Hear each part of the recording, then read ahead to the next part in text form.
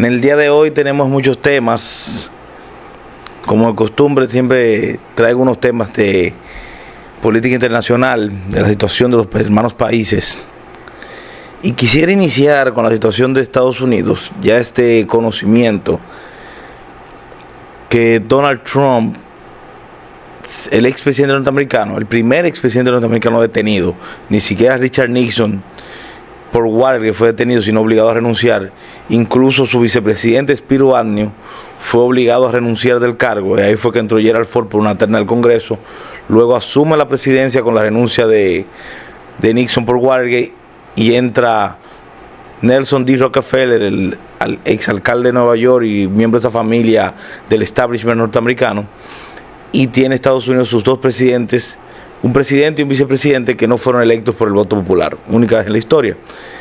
En esta semana ya se anunció que Donald Trump se conformó el gran jurado para conocer la imputación por crímenes electorales. Curiosamente, se conoce esto luego de que saliera una encuesta de Go Young America, la cual da los siguientes números: 40% Joe Biden, 44% Donald Trump. Aparentemente, el Partido Demócrata está tan desesperado ante la debacle de la administración Biden que hará todo lo necesario para evitar que Donald Trump sea el candidato. Pero ahora Joe Biden tiene una situación interna porque el hijo de Robert Kennedy, de esa gran familia demócrata, del Camelot, siempre se dijo que era la única familia real que tiene Estados Unidos, está aspirando. Robert Kennedy hijo.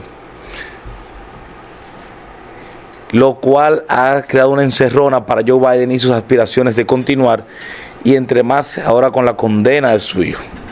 Pero pasando de Estados Unidos y dándole la bienvenida al hermano Jochi Rosario, quisiera entrar a la situación de Guatemala. El candidato del partido Semilla, hijo del expresidente Juan José Arevelo, que se menciona en Rapsodia de un crimen de Tony Raful en el asesinato del presidente de Costa Rica, de Arambés, por parte del régimen de Trujillo y planificado y llevado a cabo por Johnny Aves. El hombre, las encuestas le daban un 5%, es sociólogo y exdiplomático.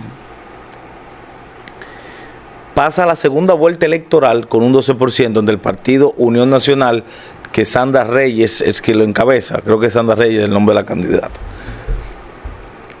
que obtuvo un 15%. Cuando el Tribunal Superior Electoral hace el acto solemne de autorizar, de dar apertura a la segunda vuelta, para que continúe la campaña electoral en lo presidencial, curiosamente una magistrada, dos fiscales del Ministerio Público de Guatemala, eliminan la personalidad jurídica del partido, lo vetan de las elecciones, o sea, lo proscriben en pleno siglo XXI.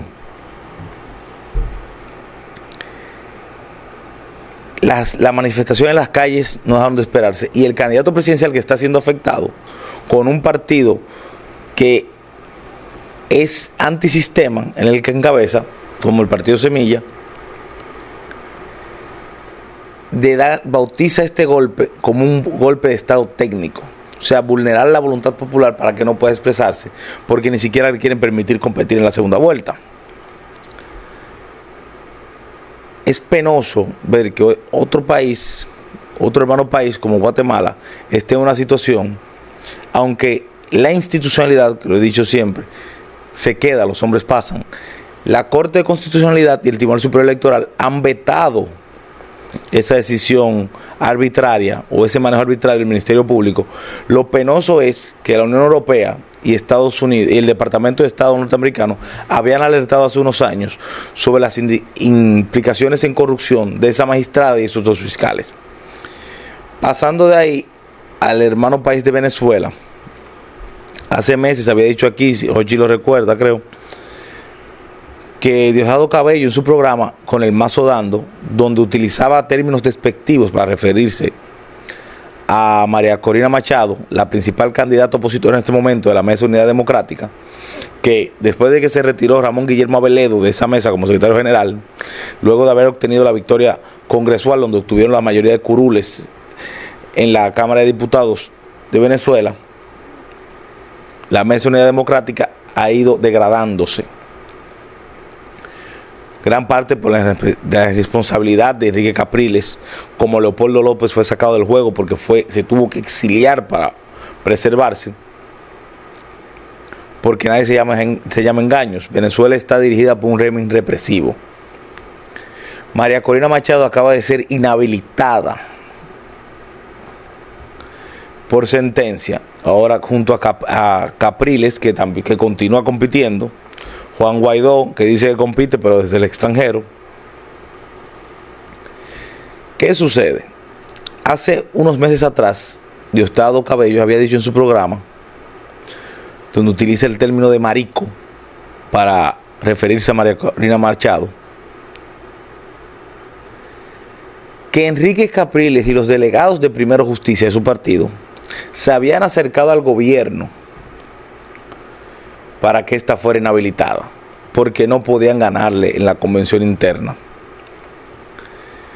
No hay forma alguna de poder crear una coyuntura de victoria desde la oposición si no se unen todos los partidos, si no se unen todos los candidatos, y los que no marquen por encima de ella no hagan a un lado sus aspiraciones.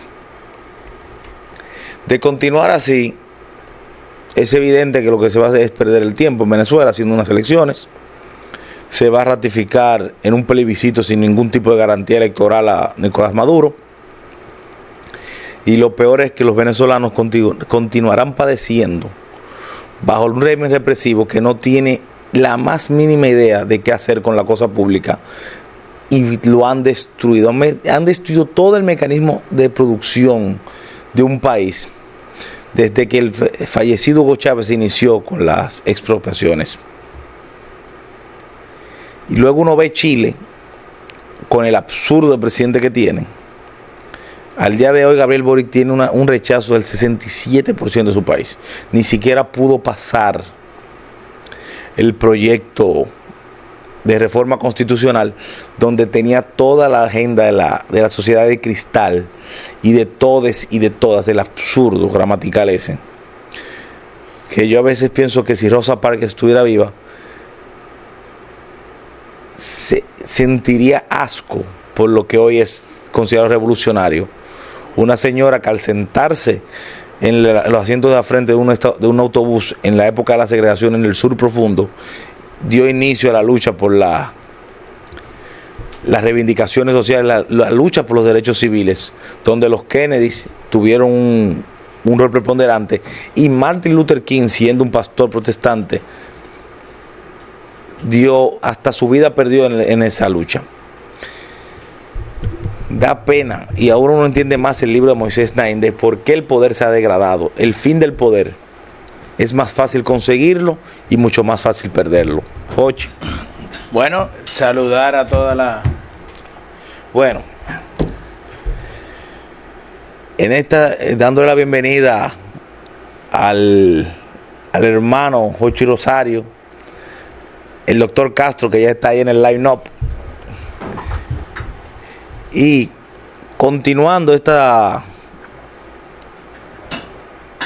situación, Moisés Naim, en ese libro, que hoy voy a hablar de varios libros también, inmediatamente inicie este diálogo que tenemos todos tripartito. Me voy a referir a crisis de la democracia y a dictadura de respaldo popular para referirme al patio en este sábado. Al leer el libro de Moisés Naim, y es algo que ha pasado con todos los partidos de la región, se han cerrado a la sociedad. No les interesa las luchas sociales ni los reclamos de la misma. Y ahí se pierde la esencia de lo que son las ciencias políticas. Por una sencilla razón. Las ciencias políticas es la ciencia, valga la redundancia, de las transformaciones sociales. La vida en sociedad no puede transformarse si no se conocen los problemas de los pueblos. Y los partidos políticos en el poder, si se cierran a la misma, no logran esas transformaciones.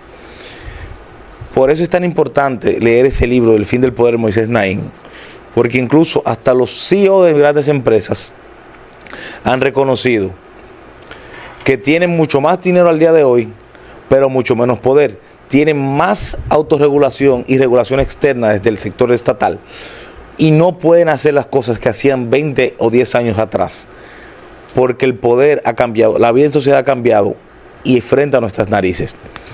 Rupert Murdoch compró el Times Square, el periódico norteamericano New York Times, en $2.000 millones. El hombre que es dueño de la Fox, el hombre que sacó a Roger Ailes, principal cerebro comunicacional para la victoria de Trump en 2016. Y sin embargo, una empresa de mensajería instantánea digital costó $6.000 millones para Microsoft, que reportó el dinero en pérdidas. ¿Y por qué hago este paralelismo con el libro? Por eso es que entre más pasa el tiempo, más represivo va a ser el régimen venezolano y los regímenes de Daniel Ortega en Nicaragua.